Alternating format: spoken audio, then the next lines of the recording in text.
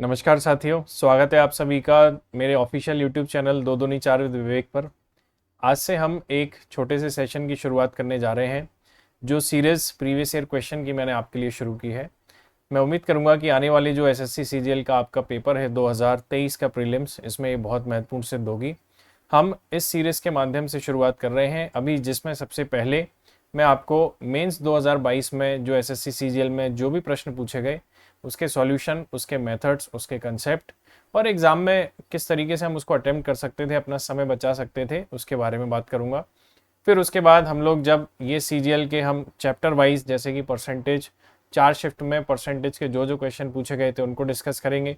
फिर उसी प्रकार से हम मान लीजिए अनुपात है, रेशो है, उसको डिस्कस करेंगे।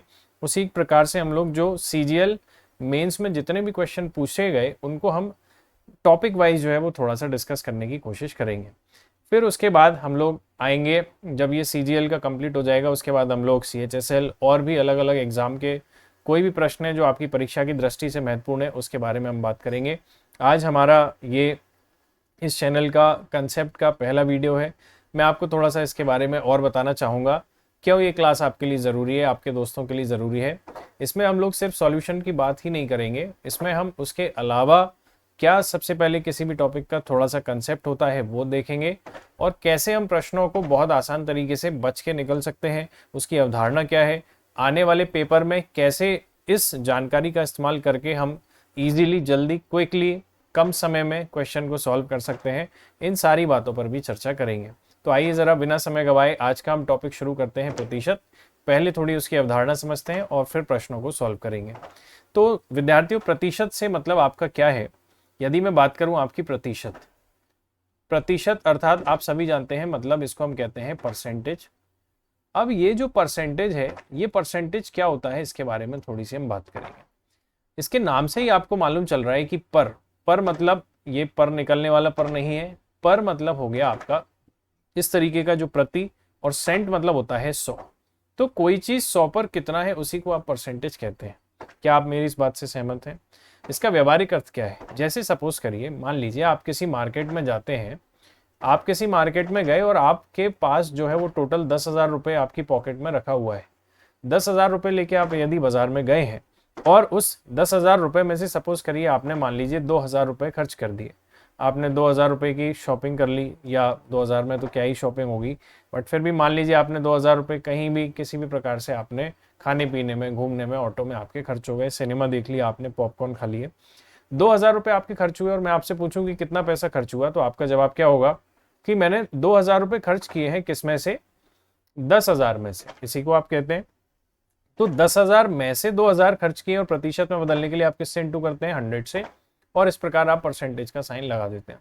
अगर आप इसको हम सॉल्व करेंगे, 2,000 से कितनी बार कट हो रहा है? 5 बार, और 5 से 100 कितनी बार कट हो रहा है? 20 बार। इसका मतलब आपने 20% पैसा जो है वो खर्च किया है। क्या आप इस बात को ऐसे भी कह सकते हैं मित्रों कि 10,000 में से 2,000 रुपए आपने खर्च किए?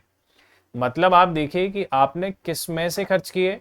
इस 10,000 में से।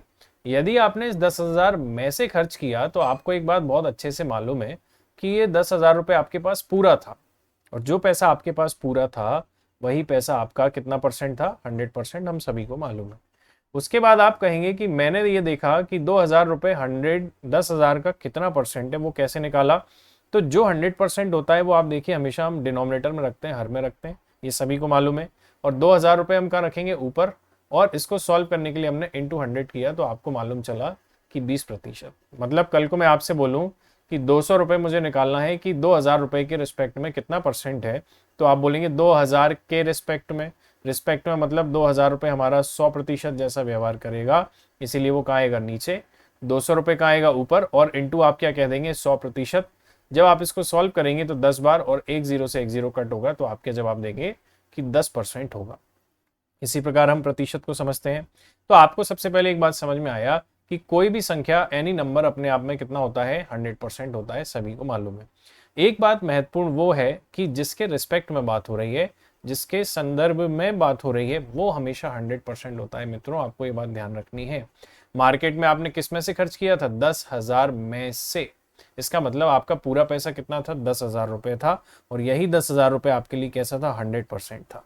कितना खर्च किया आपने? 2,000। अब ये गलती से 20,000 लिखा हो गया, इसको हम 2,000 कर लेते हैं, कोई दिक्कत की बात नहीं है। हम इस बोलेंगे कि हमारे पास ये जो 2,000 रुपये खर्च मैंने किए थे, ये 2,000 रुपये हमारे जो हैं वही कितने परसेंट के बराबर हैं। अब 10,000 के रिस्पेक्ट में, तो 10,000 के रिस्पेक्ट में, इसलिए 10,000 नीचे आया, 2,000 का आया ऊपर, और मैंने इसको जब सॉल्व किया 100 से गुणा करके तो मुझे मिला 20%। सही है। एक बात आपको और पता होना चाहिए थोड़ी सी, कि जब मैं परसेंटेज को सॉल्व करता हूँ, लेट से मान लीजिए कहीं 20% लिखा हुआ है, तो इसका मतलब होता है 20/100, क्योंकि परसेंट का साइन हटेगा तो नीचे क्या आ जाएगा 100। तो इसको आप कैसे पढ़ेंगे, 100 में से 20 या 100 पर 20। यदि आप इसको कट करेंगे तो 20 को कैसे बोलेंगे आप, 1/5। तो 5 में से 1 या 5 पर 1 आप इसको पढ़ सकते हैं।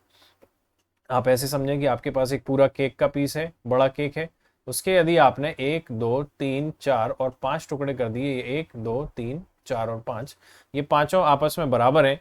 अब आपके एक दोस्त ने क्या किया कि एक पीस उठा के खा लिया। जैसे सपोज करिए अपन ने क्या किया, आप गए बर्थडे पार्टी में और आपने ये वाला एक पीस खा लिया जो मैंने येलो से मार्क किया है, तो आप क्या कहेंगे, आपने कितना परसेंट केक खा लिया? आप बोलेंगे 5 पीस की केक में से 1 पीस मैंने खा लिया। इसका मतलब यदि मैं इसको प्रतिशत में देखूं तो मैं क्या कहूंगा कि 5 से कट करूंगा 20 बार, और मैं कहूंगा कि मैंने 20% केक जो है वो कंज्यूम कर लिया है। इसी को आप कहते हैं परसेंटेज। तो कोई भी नंबर अपने आप में परसेंट कितना होगा, 100%। ये सब बातें हम लोगों ने डिस्कस करी। अब आइए कि आपसे प्रश्न किस प्रकार के एग्जाम में पूछे गए उसके बारे में थोड़ी सी बात करते हैं। चलिए अब प्रश्नों के बारे में बात करते हैं। तो सीजीएल के जो मेंस में आपसे प्रश्न पूछे गए उसका पहला सवाल देखिए क्या लिखा हुआ है कि if 20% of a plus B is equal to 30% of a minus B. यदि a प्लस बी का 20%, यदि a प्लस बी का 20%, a माइनस बी का 30% है, तो b का कितना प्रतिशत, b का कितना प्रतिशत, व्हाट परसेंट ऑफ b। अब देखिए ऐसे सवाल आपसे सीजीएल मेंस में पूछे जा रहे हैं। मतलब वो आपसे कह रहा है कि भाई साहब इस क्वेश्चन को 10 सेकंड में सॉल्व करके नंबर ले जाइए मुझसे, 3 मार्क्स लेके जाइए। इसमें गलती होने के चांसेस भी है क्योंकि सिली मिस्टेक होने की गुंजाइश इसमें पूरी पूरी है। हम ये भी देखेंगे कि कैसे हम डायरेक्टली ऑप्शन की मदद से भी प्रश्नों को सॉल्व कर सकते हैं, और हम ये भी देखने का प्रयास करेंगे कि इसका कंसेप्ट क्या है। तो दोनों अवधारणाओं को लेकर चलते हैं। पहले कंसेप्चुअल समझते हैं कि a प्लस बी का 20% यदि मुझसे निकलवा रहा है और a माइनस बी का 30% ये बराबर है।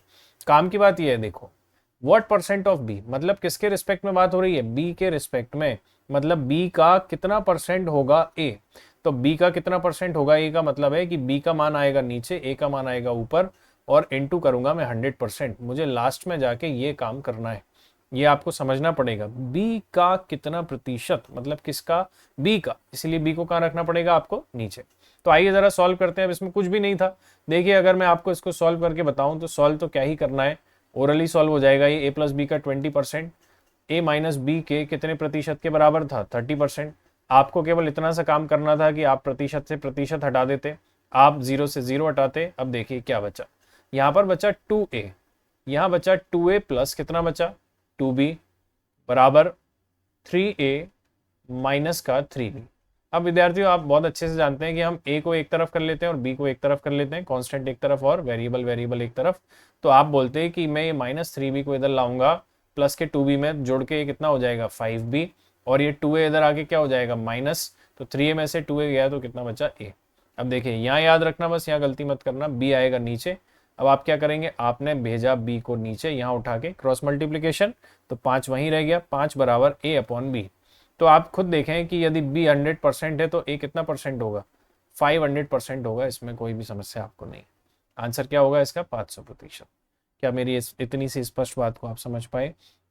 ये हमने क्या किया कि सीधा 2 0 नीचे चिपकाए, 2 0 ऊपर चिपकाए। कैलकुलेशन आपको बहुत फास्ट बनानी है, सही बात है कि नहीं? इतनी सी बात इसमें यहाँ पर आपको करनी थी। उम्मीद करता हूँ आपको ये बात समझ में आई होगी। एग्जाम में आप देखिए इसको डायरेक्ट कैसे देखते हैं, यहाँ आप इसको देखते हैं कि ये 0 और परसेंट का तो कोई रोल है नहीं, ये 2a में से 3a जैसे ही माइनस होगा तो आप सीधा ये लाइन लिखते कि a क्या बचता, 1a। ये माइनस का 3b प्लस के 2b में ऐड होके कितना हो जाता 5b, और b आ जाता नीचे, सीधा ये 100% होता और ये 500%। दिमाग में आप देखते 10 सेकंड लगते आपको इसका क्वेश्चन का आंसर देने में। इतनी सिंपल आपसे क्वेश्चन पूछा गया सीजीएल मेंस में, वो भी 2022 में। ये देखिए आप कितने सिंपल क्वेश्चन आपसे पूछे गए।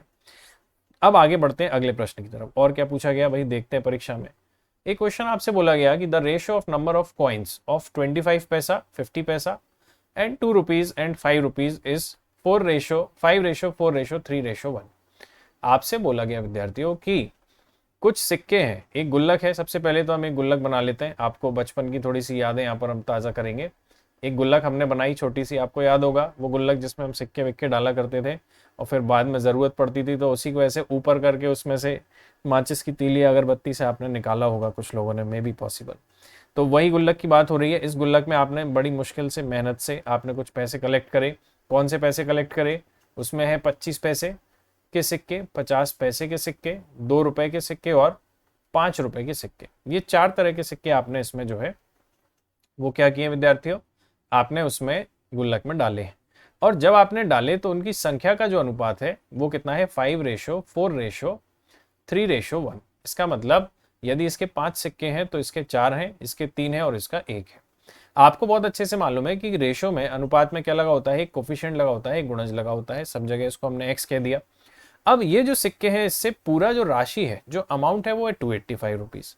सपोज करिए मैंने इस गुल्लक को ब्रेक कर दिया, फोड़ दिया अपन ने। अगर हमने इस गुल्लक को ब्रेक कर दिया, फोड़ दिया, तो आप थोड़ा सा इमेजिनेशन यूज करिए अपनी। मैं थोड़ा इसको स्क्रीन को छोटा करता हूँ। आप एक चीज सोच के बताइए, आप गुल्लक फोड़ेंगे तो आपको 25 पैसे के सिक्के आपने एक जगह इकट्ठा कर लिए, ये हमने एक ढेर बना लिया 25 पैसे का। 50 पैसे के जितने भी सिक्के थे उसका दूसरा ढेर बना लिया हमने। 2 रुपए वाले सिक्कों का एक अलग ढेर बना लिया और 5 रुपए वाले सिक्कों का एक अलग ढेर बना लिया। सही है। अब आप देखें कि ये जो 25 पैसे के सिक्के हैं, ये जो 25 पैसे के सिक्के हैं, इन सिक्कों को यदि आप गिनोगे, इसको रुपए में कन्वर्ट करोगे, तो आप क्या बोलोगे? 25 पैसे, 50 पैसे, 75 पैसे और 1 रुपए। मतलब 4 सिक्के मिलके आपके बन पाएंगे 1 रुपए बनेंगे। अगर सपोज करिए आपके 25 पैसे के 40 कॉइन है, कितने कॉइन है? 40 कॉइन। तो ये 40 कॉइन कितने रुपए बनाएंगे आप बता सकते हैं? आप बोलेंगे कि 25 पैसे के 4 कॉइन मिलके 1 रुपए बना रहे हैं, तो 40 कॉइन मिलके कितने रुपए बनाएंगे? 4, 40 में आप 4 का डिवाइड करेंगे और आप बोलेंगे 10 रुपए बनाएंगे। सही है कि नहीं? इसका मतलब 25 पैसे के जितने भी सिक्के हैं, जो कि यहाँ पर कितने हैं? 5x, ये 4 से डिवाइड यदि मैं इसको कर दूं तो मुझे ये रुपए में कन्वर्ट होता हुआ नजर आ रहा है। जैसे देखिए आप, 4 सिक्के ने 1 रुपए बनाया, 8 सिक्के ने 2 रुपए बनाए, 12 सिक्कों ने 3 रुपए बनाए। उसी प्रकार से हमने क्या किया, जितने भी सिक्के हैं उसको 4 से डिवाइड किया तो ये रुपए में कन्वर्ट हो गया। 50 पैसे के आप कहेंगे कि 2 सिक्के 1 रुपए बनाते हैं, 2 अठन्नियां मिलके 1 रुपए बनाते हैं। बचपन में आपको याद होगा, हो सकता है आप लोगों में से कई ने अठन्नी देखी भी ना हो, तो हम इसको 2 से डिवाइड कर देंगे। अब आप बोलेंगे कि भाई 2 रुपए के सिक्के कितने हैं? तो बोले कि 3x। अब ये जितने भी सिक्के होंगे ये पैसा बनाएंगे डबल। यदि मान लीजिए 2 रुपए का एक सिक्का है तो वो 2 रुपए बनाएगा। यदि 2 रुपए के आपकी पॉकेट में 10 कॉइन है, इसका मतलब आपकी पॉकेट में पैसा कितना है? 20 रुपए। तो जितने भी ये सिक्के हैं उसका डबल पैसा। और 5 रुपए वाले सिक्के कितने गुना पैसा बनाएंगे? सिमिलरली 5 गुना पैसा। ये मल्टीप्लाई का साइन है। और ये सारा पैसा यदि मैं जोड़ दूं, मिला दूं, तो यही पैसा मेरा कितने रुपए बन जाएगा? 285 रुपीज बन जाएगा। बनेगा कि नहीं? अब मैं इस इक्वेशन को सॉल्व कर देता हूँ। देखिए 5/4 मतलब 1.25 रुपए होगा कि नहीं? आपको बचपन में याद होगा कैलकुलेशन।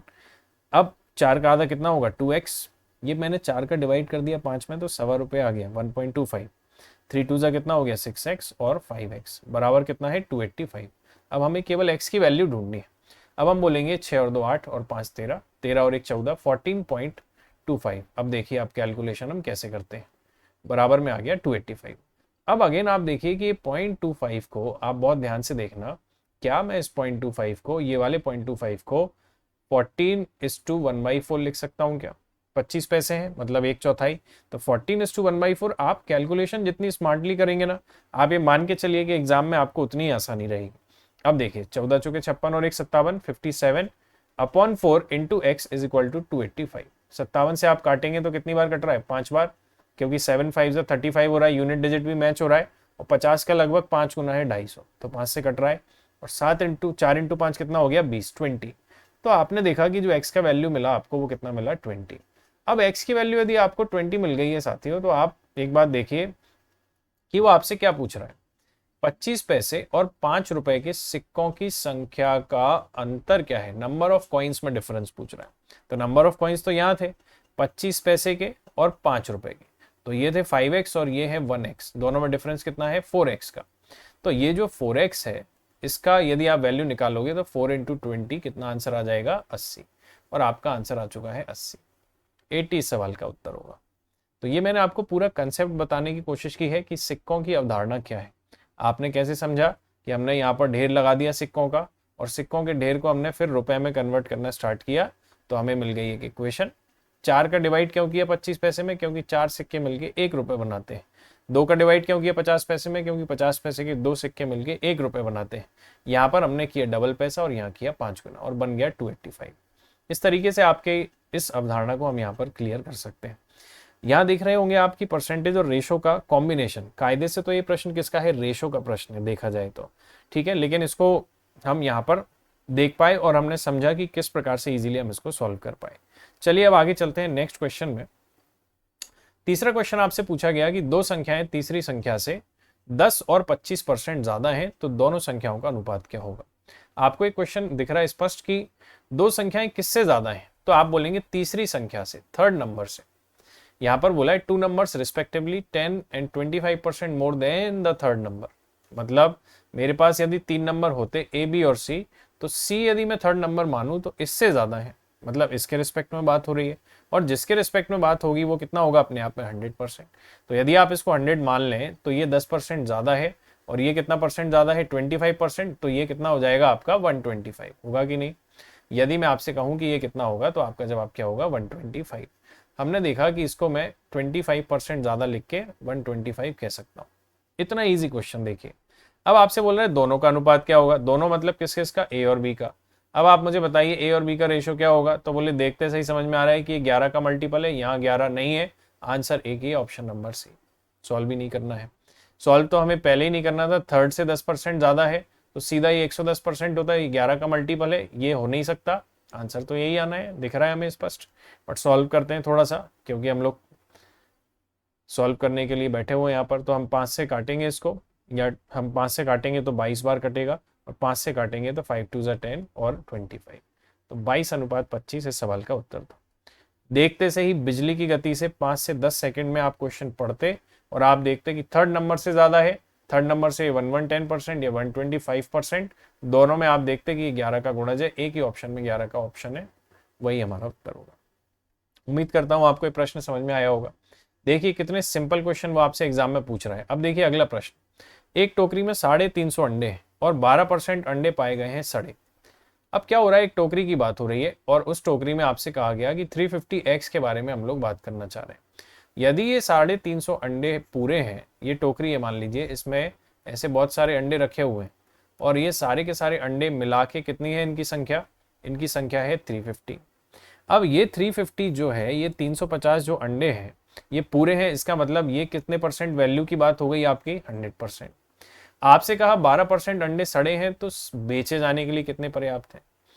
अगर सड़े अंडों को हटा दूं तो सही सही वाले अंडे बेचे जाने के लिए पर्याप्त होंगे। इसका मतलब 350 का मैं कितना परसेंट हटा दूं, 12%। तो आप मुझे बताइए कि 350 का 10% कितना होगा।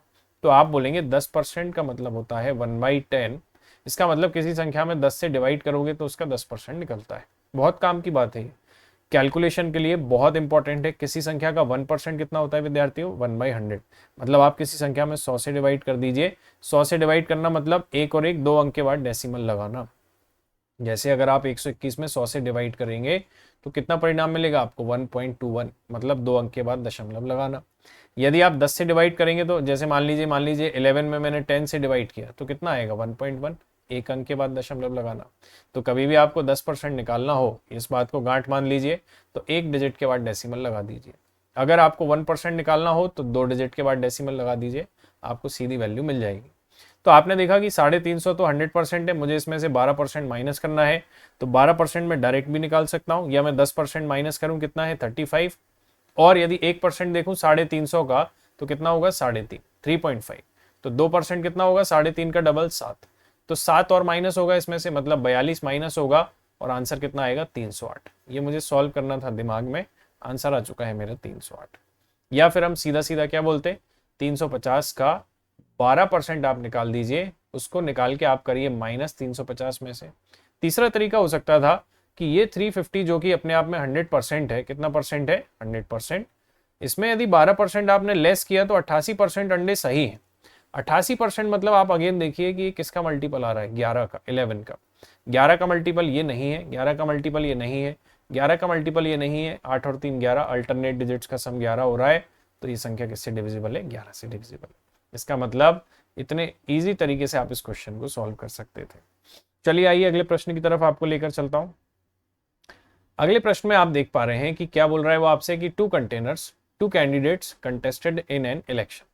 दो कंटेस्टेंट ने एक इलेक्शन में पार्टिसिपेट किया। One of them got 64% of the votes. उनमें से एक को मिले 64% ऑफ द वोट्स, मतलब जो टोटल वोट थे उसका। और वो कितने वोट से जीता? 434। सबसे पहले तो आप ये देखिए कि जीतते कैसे। मान लीजिए एक राम है और एक श्याम है, इन दोनों ने चुनाव लड़ा। राम को मान लीजिए चुनाव में मिले 120 वोट और श्याम को मिले मान लीजिए 40 वोट। आप बोलेंगे पता नहीं कहाँ के चुनाव हो रहे हैं ये 120 और 40। आपके कॉलेज के चुनाव हो सकते हैं, हॉस्टल के चुनाव हो सकते हैं, किसी भी चीज़ के इलेक्शन ले लीजिए आप। यदि राम 120 और श्याम 40 वोट मिला राम को और श्याम को, तो ये राम कितने वोट से जीता? 120 वोट से जीता क्या? आप बोलेंगे नहीं, ये जीता है दोनों के डिफरेंस से। मतलब ये कितने वोट से जीता है भाई? आप बोलेंगे 80 वोट से।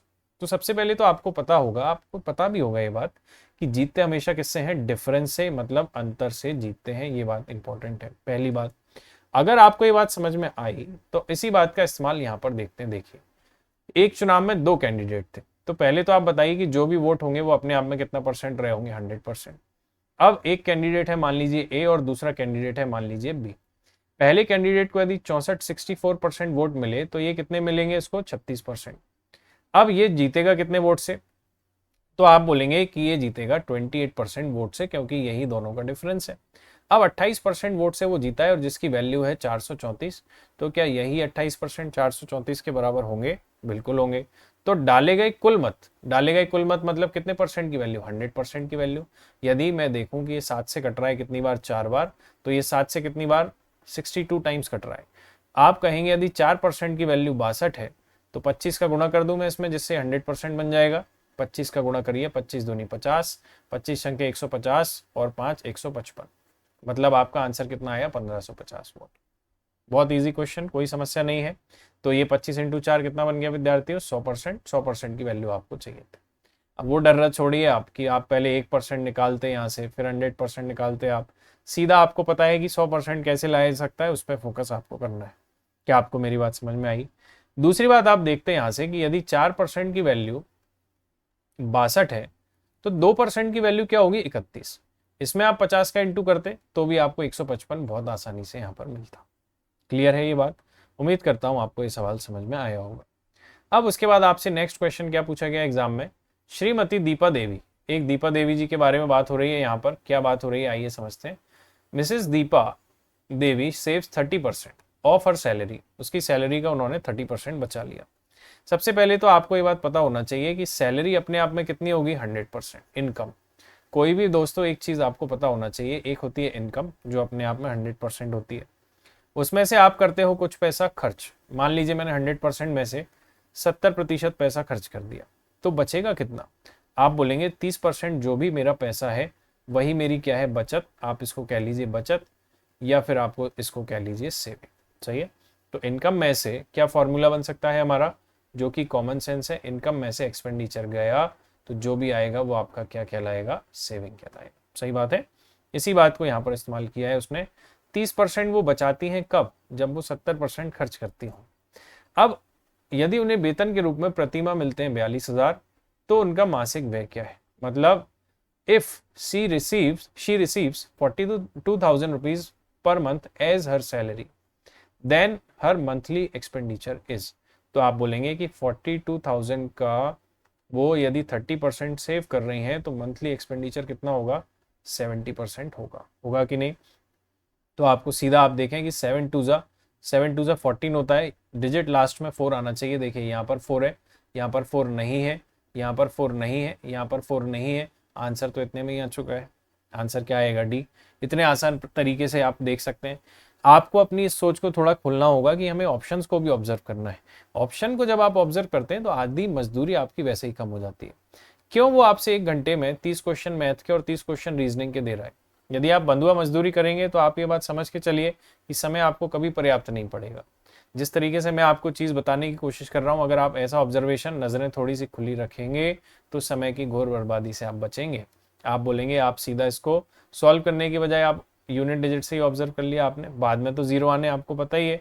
7 दूनी 14 आता, जहां भी 4 होता वही उत्तर होता। आंसर आ चुका है, बट फिर भी हम इसको सॉल्व करेंगे। तो 42,000 इंटू 7, 70/20। पढ़ने की एक्टिंग कहते हैं इसको हम।